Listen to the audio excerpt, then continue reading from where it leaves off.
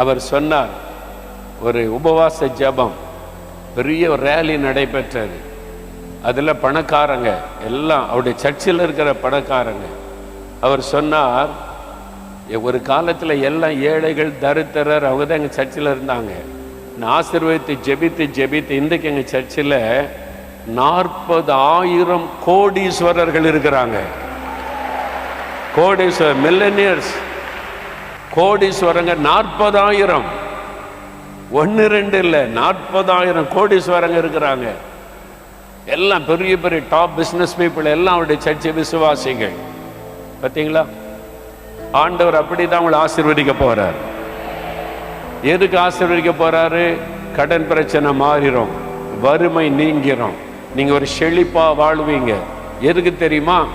India ரட்சிக்கப்படுவதற்கு, நீங்க உதவியா இருப்பதற்கு, தேவனுடைய ராஜ்யம் கட்டப்படுவதற்கு நீங்க உதவியா இருப்பதற்கு. நீங்க பணம் சம்பாதிச்சு மேலே மேலே வீடு வாங்கணும், கார் வாங்கணும், கட்டடம் வாங்கணும்னு நினைச்சீங்க, இருக்கிறதே ஆண்டவர் பிடிங்கி விட்டுருவார். ஆண்டவரை உம்முடைய ஊழியத்துக்கு நான் செய்வேன், உம்முடைய ராஜ்யத்தை கட்டுவதற்கு உதவி செய்வேன், மாசத்துக்கு ஒரு ஆலயம் கட்டுறேன், வட இந்தியாவில் மிஷினரி ஊழியத்துக்கு தர்றேன், சுவிசேஷ அறிவிக்க நான் தாராளமா தருவேன்னு சொல்லுங்க. கர்த்தர் உங்களை செழிப்பாக ஆசீர்வதித்து விடுவார், நிரம்பி வழியும்படி ஆசீர்வதித்து விடுவார். அதான் ஆண்டவருடைய விருப்பம். நீ வாழ்ந்திருக்கணும், நீ கடன் பிரச்சனையிலும் தரித்திரத்தில் இருக்கக்கூடாது, நீ வாழ்ந்திருக்கணும். அது ஆண்டவருடைய விருப்பம். நீ ஏன் கடன் பிரச்சனையில் இருக்கணும்? அது ஒரு சாபம். கடன் கடன் கடன் கடன். ஒரு நேரம் கடன் வாங்கினா அடுத்த நேரம் சரியாயிட்டுனா பரவாயில்ல, வாழ்நாள் முழுவதும் கடன் கடன் கடன், வட்டி வட்டி வட்டி கட்டி கொண்டு, அது ஒரு சாபம். அதிலிருந்து நீங்க விடுதலை பெறணும். இன்றைக்கு கர்த்தர் உங்களை ஆசீர்வதிக்க விரும்புகிறார். கடன் இல்லாத ஒரு வாழ்க்கை. அல்லேலூயா சொல்லுங்க. நீ வாழ்ந்திருக்கணும், இந்த வறுமையில இந்த விடுதலை பெறணும். அதுக்காகத்தான் வேத புஸ்தகத்தில் ஒரு வசனம் பாருங்க, 2 கொரிந்தியர் 8ஆம் அதிகாரம் 9ஆம் வசனம் பாருங்க. நம்முடைய கர்த்தராகிய இயேசு கிறிஸ்துவின் கிருபையை அறிந்திருக்கிறீர்களே. ஆமென். அவர் ஐஸ்வர்யம் உள்ளவராயிருந்தும் நீங்கள் அவருடைய தரித்திரத்தினாலே ஐஸ்வர்யவான்கள் ஆகும்படிக்கு உங்கள் நிமித்தம் தரித்திரரானாரே. நம்முடைய கர்த்தராகிய இயேசு கிறிஸ்துவின் கிருபையை அறிந்திருக்கிறீர்கள். கிருபை, the grace of our Lord Jesus. என்ன கிருபை? அவர் ஐஸ்வர்யம் உள்ளவராக இருந்தும். சில சொல்லுவாங்க, ஆரம்ப காலத்துல இயேசு கிறிஸ்து ஏழை கடவுளுங்க. எங்க கடவுளை பார்த்தீங்களா? தங்கத்துல கிரீடம், தங்கத்துல நகைகள், எல்லாம் தங்கத்துல கோல்டு. இயேசு கிறிஸ்து பாருங்க, ஒரு ஏழை குடும்பத்துல பிறக்கிற கூட இடம் இல்லையா, மாட்டு தொழுவத்துல பிறந்தவர். ஏழைங்க. நீங்க ஏழை கடவுளை பின்பற்றினா ஏழை ஆயிருவீங்க அப்படின்னு சொல்லுவாங்க. நான் ஆரம்பத்துல கேள்விப்பட்டிருக்கிறேன். ஐயோ, இயேசு கிறிஸ்துவ நம்புற, அவர் ஏழை கடவுள் இல்லை, அப்ப நீங்களே ஏழையா போயிருவீங்க அப்படின்னு பல தப்பா நினைக்கிறாங்க. அவர் ஏன் ஏழ்மையின் கோலம் எடுத்தார்? அவரை பற்றி வேற சொல், அவர் ஐஸ்வர்யம் உள்ள தேவன். பூமியே அவருக்கு தான் சொந்தம், வானம்ப பூமி அவருக்கு சொந்தம், இந்த முழு உலகமும் இயேசுவுக்கு சொந்தம். அவரை மாதிரி பெரிய செல்வந்தர் யாருமே கிடையாது. அவர் ஐஸ்வர்யம் உள்ள தேவனாயிருந்தும் ஏன் ஏழ்மை கோலம் எடுத்தார்? ஏன் தச்சன் வீட்டில் வந்து பிறக்கணும்? அவர் நினைச்சிருந்தா அரண்மனையில ராஜகுமாரனாய் பிறந்திருக்க முடியும், தங்க தொட்டிலே கடத்தி வைக்கப்பட்டிருக்க முடியும். ஆனா அவர் அப்படி செய்யல. ஒரு ஏழை குடும்பத்தில் வந்து ஏன் பிறந்தார்? ஏழைகளாகவே அவர் ஏன் வாழ்ந்தார்? ஏன் தெரியுமா? வசனம் நல்லா சொல்லுகிறாரு. அவர் ஐஸ்வர்யம் உள்ள தேவனாயிருந்தும் அவருடைய தரித்திரத்தினாலே. அவர் ஏன் தரித்திரரானார்? நம்மை ஐஸ்வர்யவான்களாய் மாற்றுவதற்கு அவர் தரித்திரரானார். அல்லேலூயா. நம்முடைய தரித்திரத்தை மாற்றுவதற்கு அவர் தரித்திரரானார். நம்முடைய பாவத்தை மாற்ற சிலுவையிலே பாவமானார். நம்முடைய சாபத்தை மாற்ற அவர் சிலுவையிலே சாபமானார். நம்மை உயர்த்த சிலுவின் மரணபரியந்த தம்மை தாழ்த்தினார். நமக்கு விடுதலை கொடுக்க சிலுவையிலே கட்டப்பட்டவராய் தொங்கினார். நம்முடைய தரித்திரத்தை மாற்ற அவர் ஏழ்மை கோலம் எடுத்து வந்தார். அவர் ஐஸ்வர்யம் உள்ள தேவன். ஆனால் ஏன் தரித்திரரானார்? நம்முடைய தரித்திரத்தை மாற்றுவதற்கு, அதுக்குத்தான் அவர் ஏழ்மை கோலம் எடுத்தார் என்று வசனம் சொல்லுகிறாரு.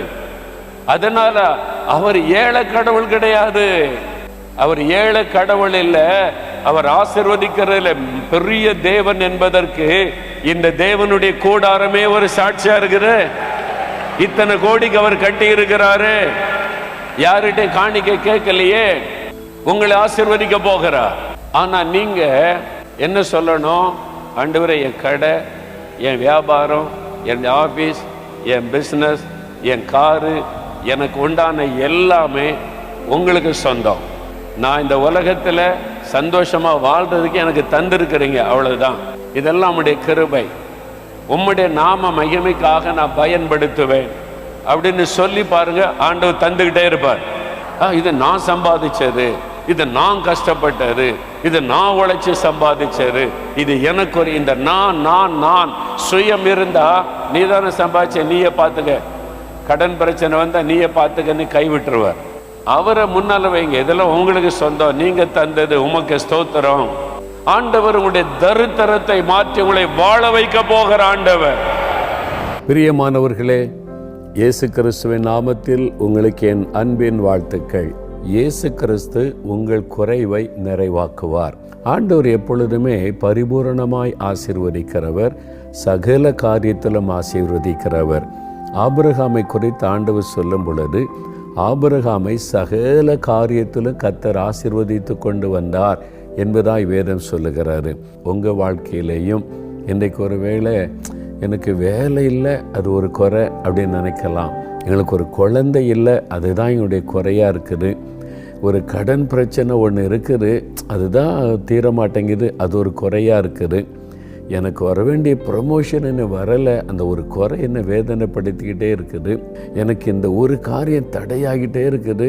என் மகளுக்கு திருமணம் நடந்துட்டா எல்லாம் பெர்ஃபெக்ட் ஆகிடும், அந்த ஒரு காரியம். இப்படி ஏதோ ஒரு காரியம். இந்த வீடு கட்டி முடிச்சிட்டா போதும், ஒரு பெரிய சந்தோஷமாயிரும், அந்த ஒரு குறை இருக்குது.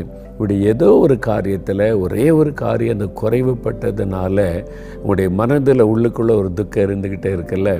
இப்போ ஆண்டவர் சொல்கிறாரு, என் பிள்ளைகளே, உங்களுடைய குறைவை நான் நிறைவாக்குறேன். ஏன்னா நீங்கள் நிறைவான ஆசீர்வாதத்தோடு இருக்கணும்னு தானே நான் விரும்புகிறேன். அதனால் உங்களுடைய குறைவை நான் நிறைவாக்குவேன் என்று ஆண்டவர் வாக்கு கொடுக்கிறார். இப்போ நம்ம கேட்கலாமா? ஆண்டவர்கிட்ட எல்லாம் அப்படியே கண்களை மூடுங்க. விசுவாசத்தோட சிலுவையில் நமக்காக மரித்த இயேசுவை நினைத்து, எனக்காக இவ்வளவு பாடுபட்ட நீர் இன்றைக்கு இந்த ஆசீர்வாதத்தை எனக்கு தரணும் ஆண்டவரேன்னு சொல்லி கேட்கணும். சரியா? தகப்பனே, அருமையான இந்த பிள்ளைகளுக்கு நீர் கொடுத்த அந்த வாக்கு தத்தத்திற்காக ஸ்தோத்திரம் அப்பா. உங்களுடைய குறைவை எல்லாம் நான் நிறைவாக்குவேன்னு வாக்கு கொடுத்துருக்கிறீங்க. இந்த பிள்ளைகள் செபிக்கிறாங்கப்பா. எங்கள் குடும்பத்தில் குறைவு காணப்படுது ஆண்டவரே. சமாதானம் இல்லை, ஒரு மனம் இல்லை, ஒரு அன்பு இல்லை, ஐக்கியம் இல்லை, ஒரு செல்வ செழிப்பு இல்லை, வறுமை, தடைகள், காரியம் வாய்க்கலை, குழந்தை இல்லை, நல்ல சரீர சுகம் இல்லை. நாங்கள் வியாதிப்பட்டு ஆரோக்கியத்தில் குறைவுபட்டு நெருக்கிறோம் ஆண்டவரே. ஆண்டவரே, எங்கள் குடும்பத்தை நிறைவாக நீங்கள் ஆசீர்வதிக்கணுமே. எங்கள் வீட்டில் ஒரு சமாதானம், சந்தோஷம், மகிழ்ச்சி நிறைவாக இருக்கணுமே. அன்பு, ஐக்கியம், ஒரு ஒற்றுமை எல்லாம் நிறைவாயிருக்கணுமே. அந்த வாக்கு கொடுத்தபடி நிறைவை தாங்கன்னு சொல்லி யார் யார் ஜெபிக்கிறாங்களோ அவங்களுக்கு எல்லாம் அற்புதம் செய்யுங்க. இவங்களுக்காகத்தானே சிலுவையில் ரத்த சிந்தை மறித்தீங்க, அதை நினைத்தருளுங்க. இன்றைக்கு எல்லா குறைவுகளும் இயேசுவின் நாமத்தில் நிறைவாக்கப்படட்டும். குறைவுகள் மாறட்டும். அற்புதமான சுகம் உண்டாகி வியாதிகள் மறைந்து நல்ல ஆரோக்கியம் உண்டாகட்டும். ஒருமனமற்ற தன்மைகள், சண்டைகள், பிரிவினைகள், குழப்பங்கள் எல்லாம் இயேசுவின் நாமத்தில் நீங்கி ஒரு சமாதானம், அன்பு, சந்தோஷம் வீட்டுக்குள்ளே பூரணமாய் உண்டாகட்டும். குழந்தை இல்லை என்கிற குறைவுகள் மாறும்படி கற்பத்தின் ஆசீர்வாதம் உண்டாகட்டும். பண பற்றாக்குறை, குறைவு இருக்கிறதே என்கிற வேதனை நீங்கி செழிப்பும் நன்மையும் உண்டாகட்டும். வருமானத்திற்கு வழிகள் திறக்கப்படட்டும். வேலையிலே உயர்வு உண்டாகட்டும். பிசினஸிலே ஆசீர்வாதம் உண்டாகட்டும். நீர் அப்படி ஆசீர்வதித்ததற்காக ஸ்தோத்திரம், ஸ்தோத்திரம், ஸ்தோத்திரம் அப்பா. தகப்பனே, நீர் வாக்கு கொடுத்தபடி இந்த பிள்ளைகளுடைய வாழ்க்கையில் இருக்கிற எல்லா குறைவுகளையும் நீர் மாற்றி நிறைவான ஆசீர்வாதத்தை அருளிவிட்டதற்காக உமக்கு ஸ்தோத்திரம், ஸ்தோத்திரம். இயேசு கிறிஸ்துவின் நாமத்தில் ஜெபிக்கிறோம் பிதாவே. ஆமேன், ஆமென்.